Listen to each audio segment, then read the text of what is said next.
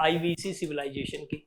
देखिए मैं क्लियरली यहाँ पे बता दूं, अगर क्वेश्चन में आपसे आए कि वहाँ पे टेम्पल्स थे क्या, कोई रिलीजियस, जो कैसे थे वो लोग रिलीजियसली, अगर देखा जाए तो इंडस वैली सिविलाइजेशन में लोग रिलीजियसली कैसे थे, तो सिंपली मैं आपको बता दूं इंडस वैली सिविलाइजेशन में किसी भी टेम्पल का कोई प्रूफ नहीं मिला है,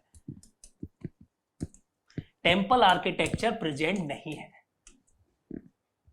there was no evidence of temple architecture, किसी भी टेम्पल का कोई जो प्रूफ है वो नहीं मिला है। अगर मैं इंडिया में आपको, या इंडियन सबकॉन्टिनेंट की जब हम बात करते हैं, तो यहाँ पर अगर टेम्पल की जो, अगर आप बिगनिंग देखें कि टेम्पल आर्किटेक्चर कब स्टार्ट हुआ, जिसका हमारे पास एविडेंस है। देखिए मैंने फिर बताया, फैक्ट और फिक्शन हो सकता है कि आपका पर्टिकुलर बिलीव भी हो सकता है बहुत सारे आपके जो रिलीजियस टेक्स्ट होते हैं उसमें अलग टाइप से डिस्क्रिप्शन हो, उस पर हम बहस नहीं करेंगे। अभी हम एनसीईआरटी में जो फैक्ट गिवन है सिर्फ उसी पे बात करेंगे। मैं फिर से आपको कह रहा हूँ कि यहाँ पे बहुत सारी कंट्रोवर्सी होगी, बहुत सारी चीजें होंगी, बहुत सारे टेम्पल्स की आपको डेट फिक्शन में कुछ और मिलेगा, फैक्ट में कुछ और मिलेगा। जो एविडेंस अभी हमारे पास अवेलेबल है हम यहाँ पे उसी के बारे में बात करेंगे, ठीक है। जो हमने सुना है या टेक्स्ट बुक में रिलीजियसली अगर हम देखें वहां पर चीजें अलग हो सकती है। बट अगर मैं यहाँ पे बात करूं तो आपका 1st सेंचुरी एडी तक बिगनिंग हम मानते हैं। और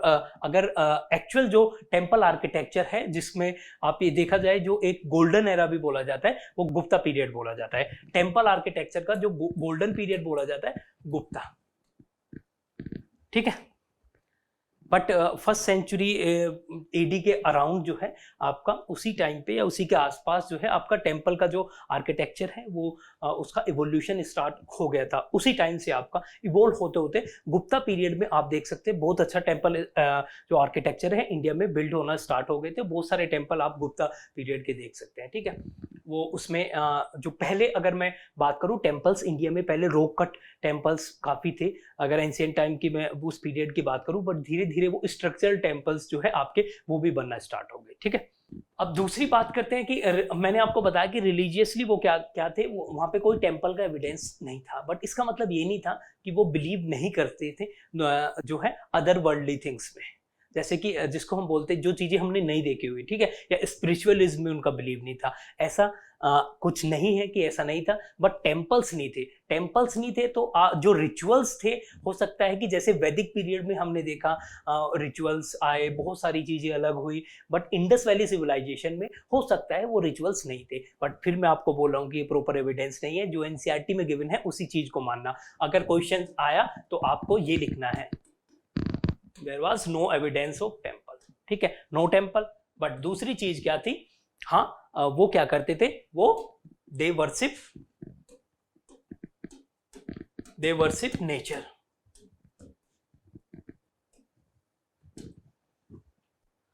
नेचर की वर्शिप करते थे वो लोग। आज के टाइम में भी इंडिया में देखिए, यहाँ पे भी आके आप एक पैरेलल ड्रॉ कर सकते हैं, आप एक कंपैरिजन कर सकते हैं। आज के टाइम में भी क्या आप पर्टिकुलर ओकेजन पे, किसी पर्टिकुलर फेस्टिवल पे, या फिर आप बहुत सारे लोग आपने देखा होगा डेली भी सूर्य देव को, जो भी पर्टिकुलर, या फिर अपने जो भी उनके रिलीजन में पर्टिकुलर, चाहे मैं हिंदुइज्म की बात करूँ या डिफरेंट अदर रिलीजन की भी बात करूँ, वो जो है जो आपके नेचर में जो चीजें हैं उनको अपने हिसाब से, या इंडिया में बहुत सारी ट्राइब है उनको, उनकी वर्शिप करते हैं, उनको पूजते हैं। आपने देखा होगा सूर्य को, बहुत लोग सूर्य नमस्कार भी उसी से रिलेटेड है कि, और दूसरा क्या है, सूर्य को पानी देते हैं सुबह। तो बहुत सारे फेस्टिवल्स में ये चीज की जाती है। तो ये क्या है, ये एक टाइप की नेचर वर्शिप है। क्या आज के टाइम में नहीं होती? होती है। यहाँ पे भी आप इंडस वैली सिविलाइजेशन से पैरेलल ड्रॉ कर सकते हैं, ठीक है। अगर आपसे कोई पूछे कि इंडस वैली सिविलाइजेशन आज के टाइम में क्या कॉमन चीजें हैं, या कौन सी ऐसी इंस्पिरेशन है जो हम ले सकते हैं, या कौन सी ऐसी चीजें हैं जो कंटिन्यूएशन में है, ठीक है, तो आप बता सकते हैं कि नेचर वर्शिप आज भी इंडियन सोसाइटी का पार्ट है। तो इससे पता चल सकता है कि, और इससे पता लगता है कि यहाँ पे इंडिया में 3-4 हजार साल पहले जो चीजें होती थी वो आज भी होती आ रही है। तो ये क्या है, ये इंडिया के रिचनेस ऑफ ट्रेडिशन को दिखाता है कि इंडियन कल्चर कितना रिच है, इंडियन कल्चर कितना वाइड है, और कितने टाइम से आप देखते आ रहे हैं कि कोई चीज, बहुत सारे आक्रमण इंडिया पे हुए, बहुत सारे अटैकर्स आए, नॉर्थ वेस्ट से बहुत सारे आए। फिर उसके बाद में आपने देखा ब्रिटिशर्स पीरियड में भी, जो ब्रिटिशर्स एरा है, वहां पे भी बहुत सारी कोशिश की गई कि इंडियन जो कल्चर है उसको, उसके बारे में बहुत सारी चीजें बोली गई कि इंडियन कल्चर बैड है, और बहुत सारा क्रिटिसिज्म हुआ। स्टिल इंडियन कल्चर और ट्रेडिशन में ये खूबसूरती है कि हजारों सालों से जो चीजें चली आ रही है वो आज भी मौजूद है। So this is how you are going to relate these things, sir.